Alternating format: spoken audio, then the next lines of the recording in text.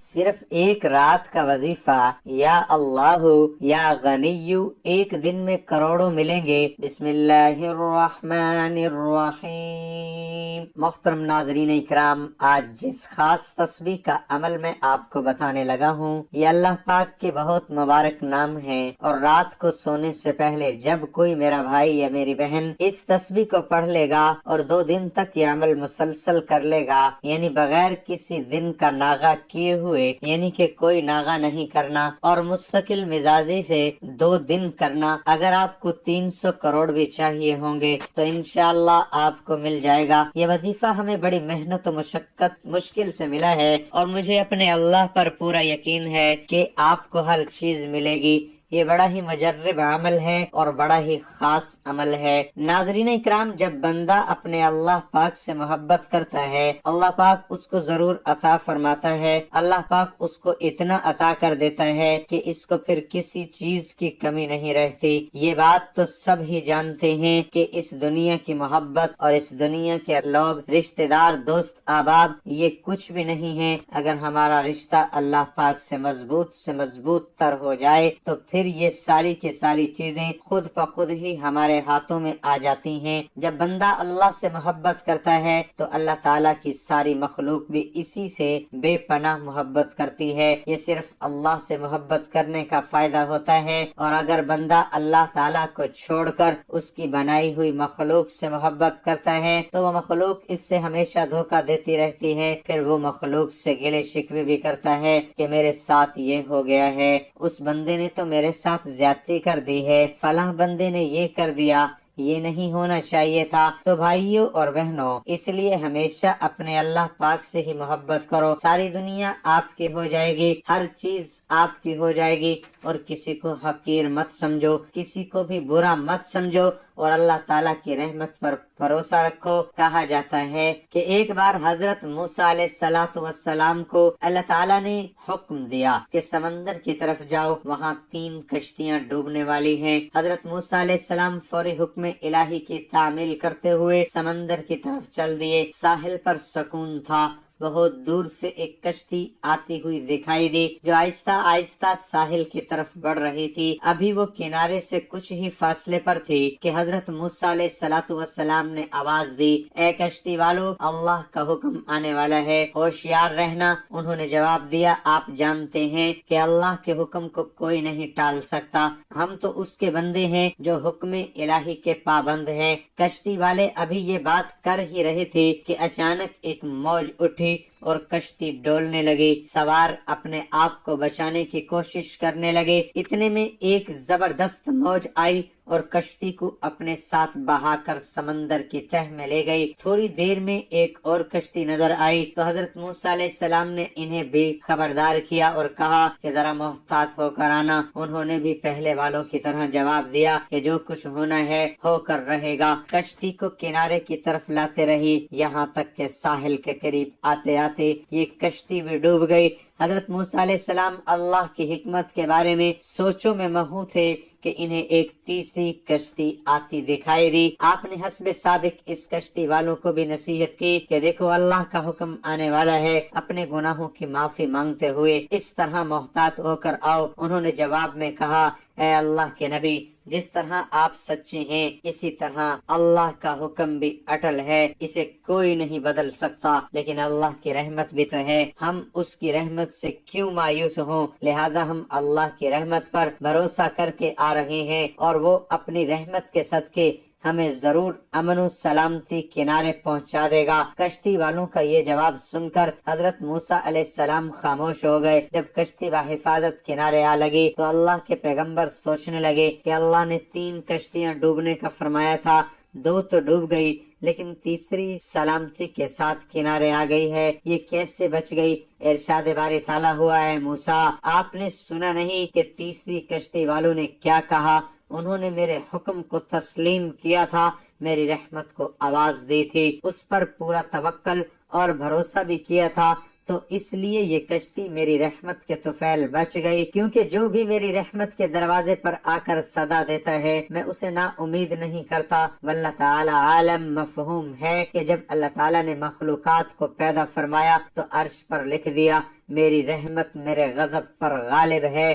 انسان نے کہا میں ان دکھ تکلیف اور مصیبتوں سے بہت تھک چکا ہوں، تو انسان کی تسلی کے لیے اللہ تعالیٰ قرآن مجید کی سورۃ زمر کی آیات نمبر 53 میں فرماتا ہے کہ اللہ کی رحمت سے نا امید نہ ہونا۔ ناظرین اکرام، کسی بھی انسان کو اپنے سے کمتر یا حقیر نہ سمجھو، کیونکہ ہر انسان کو اللہ تعالیٰ نے ہی پیدا کیا ہے اور ہر کسی میں کوئی نہ کوئی خوبی ضرور رکھی ہے۔ ہر کسی کے اندر کوئی نہ کوئی ایسی خوبی یا صلاحیت ضرور ہوتی ہے جو اسے دوسروں سے ممتاز کرتی ہے۔ کسی کو بھی اپنے سے کمزور یا کمتر مت سمجھو۔ اور دوسری چیز جو میں نے بتائی ہے وہ ہے اللہ تعالیٰ سے محبت۔ جب اللہ تعالیٰ کسی بندے کے ساتھ محبت کرتا ہے تو حضرت سیدنا ابو ہریرہ رضی اللہ تعالی عنہ سے روایت ہے کہ رسول کریم صلی اللہ علیہ وسلم نے فرمایا بے شک اللہ تعالیٰ جب کسی بندے سے محبت کرتا ہے تو جبرائیل علیہ السلام کو بلا کر فرماتا ہے کہ میں فلاں بندے سے محبت کرتا ہوں، بس تو بھی اس سے محبت کر۔ پھر جبرائیل علیہ السلام اس سے محبت کرتے ہیں اور آسمان میں منادی کرتے ہیں کہ اللہ تعالیٰ فلاں شخص سے محبت کرتا ہے، بس تم بھی اس سے محبت کرو۔ پھر آسمان والے فرشتے اس سے محبت کرتے ہیں اور اس کے بعد زمین والوں کے دلوں میں وہ مقبول کر دیا جاتا ہے۔ اور جب اس کے برعکس اللہ تعالیٰ کسی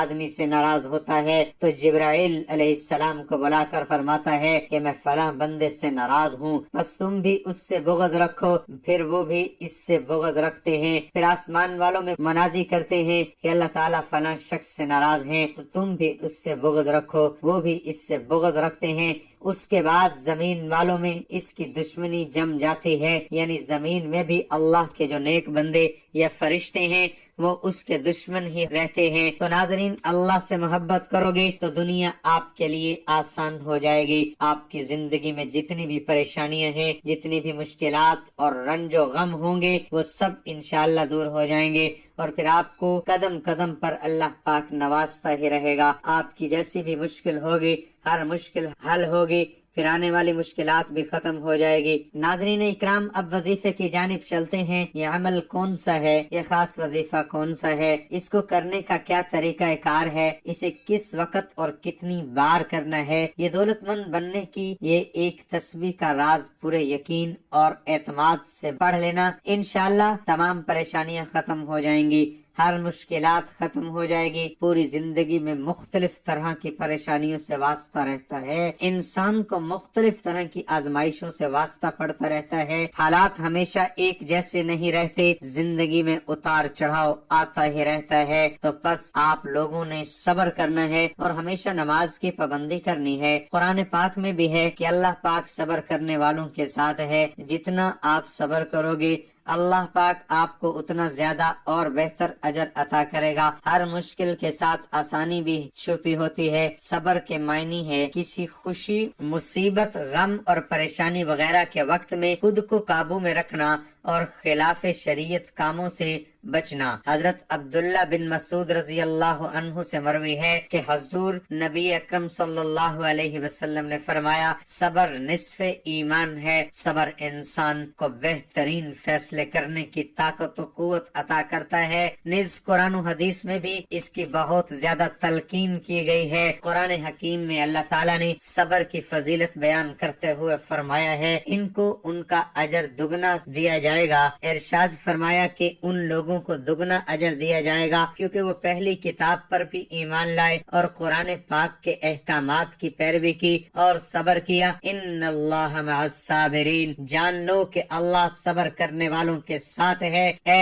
ایمان والو، زندگی کے سخت ترین موقع پر صبر و استقامت اور نماز سے مدد حاصل کرو کیونکہ اللہ صبر کرنے والوں کے ساتھ ہے۔ کئی لوگ ایسے ہیں جن کو دنیا میں ہر طرح کی ٹھوکریں لگتی ہیں، ان کو غربت کا بھی سامنا کرنا پڑتا ہے، مشکلات بھی آتی ہیں، یہاں تک کہ کچھ تو بھکاری اور فقیر بھی بن جاتے ہیں، لیکن پھر جب اللہ پاک ان پر اپنا فضل و کرم نازل کرتا ہے تو وہ صرف اور صرف اللہ تعالیٰ سے مانگتے ہیں تو اللہ پاک ان کو اتنا عطا فرماتا ہے کہ ان کے پاس کسی بھی چیز کی کمی نہیں رہتی۔ میری اللہ پاک سے دعا ہے کہ اے میرے پاک اللہ، اے میرے غفور الرحیم اللہ، دنیا جہان کے سارے خزانے آپ کے پاس ہی ہیں، آپ کے خزانوں میں کسی چیز کی کوئی کمی نہیں ہے۔ میرے اللہ، جتنے بھی لوگ دنیا میں پریشان حال ہیں یا تنگ دست ہیں، طرح طرح کی مشکلات اور مصائب میں گھرے ہوئے ہیں، میرے اللہ ان کی مشکلات کو ختم فرما دے، میرے اللہ ان کی مشکلات کو ختم فرما دے اور ان کو